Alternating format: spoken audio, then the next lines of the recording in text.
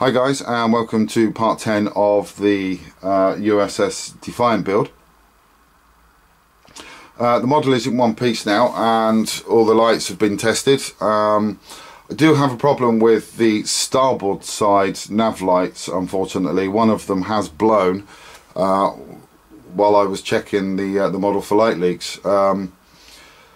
So what I'm going to need to do is just display the model with the starboard side facing the wall so it can't be seen, and make sure nobody looks at that side of the kit. I'm not going to bother going in and rescuing it because that does mean cutting out panels and then, you know, gluing it back together again, sanding it down, puttying, repainting, etc. And I just really, to be quite honest now, after all the hassle that I've had with this kit, I just can't be bothered to do that. So as I say, it's just going to be displayed with the starboard side facing the wall. The facade scoops, as you can see there, are looking quite good. There's still a little bit of wash coming through on those, but they are nice and even in person. And you can just about make out the copper lines that I've run across the facade scoops there. The deflector array there is looking quite nice. That's got a nice steady glow to it. That's actually being backlit by the lights for the window ports on that side.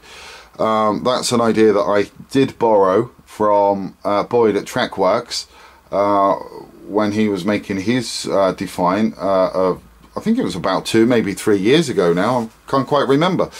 But yeah, I decided to borrow that idea from him. So thanks for that, Boyd. Much appreciated. Do enjoy watching your videos and all of the little problem solving hints and tips that you do come up with. It sure does help us amateur modelers. I've got the, as you can see there, we've got the phase cannons in there that are pulsing quite nicely. We've also got the port side nav lights that are looking quite nice as well.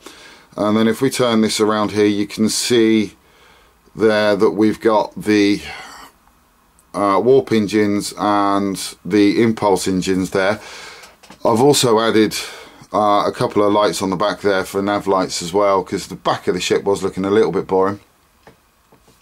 But with the warp engines in person, there is a nice steady even glow coming out of there. You can't see any hot spots at all, but on camera for some reason it does show it up slightly purplishy with hot spots, which is a bit weird. All I did there was put some milk bottle carton at the back there to help spread the glow out. And I did the same with the impulse reactors. Now also on the inside of there I did use some fine wire mesh as well, which in person you can see, but unfortunately the camera does wash that out, which is a shame.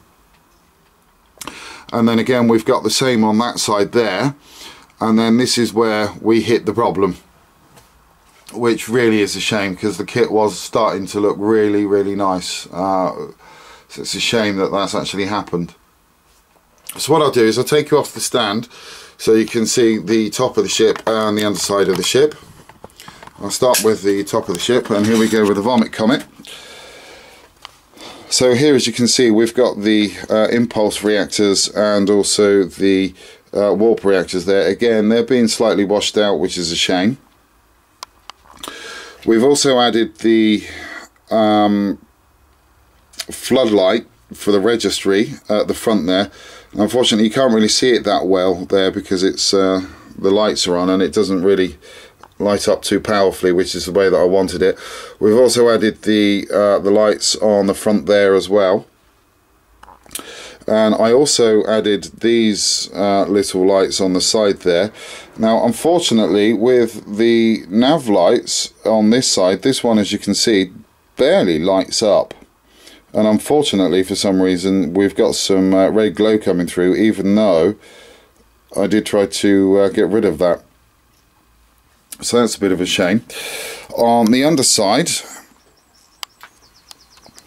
As you can see, we've got all of the cabin windows lit up quite nicely on both sides, and you can see the nav light at the front there, or sorry, the anti-collision light at the front there. I've also added these little light sources underneath as well, which I believe are part of the impulse reactors. I just thought I'd add those to give the underside a bit more of an interest. Now again, unfortunately, on these nav lights, as you can see, this one is blinking, but it's not blinking that brightly. And I believe that what's happened there is that light's actually, the fibre optic there has actually got caught on the inside and bent it and stopped the light coming through properly. But that's what the model kit's looking like at the moment. All I need to do now is just seal this, and then I'll be able to do the decals. So as soon as I've got those done, guys, I'll come back to you with another update. Richard back with you for a quick update.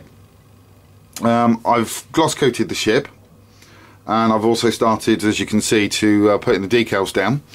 Now this is the first time that I've used the aftermarket decals, and I've got to admit, these decals do go down really, really easily.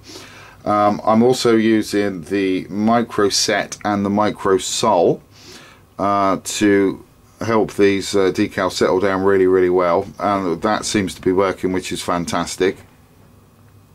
Now, I've never used the aftermarket decals before, and I have come across one issue, which isn't really the fault of JT Graphics. I guess, you know, I've never used these before, so I wouldn't have been aware of these issues. But the decals are kind of semi-translucent.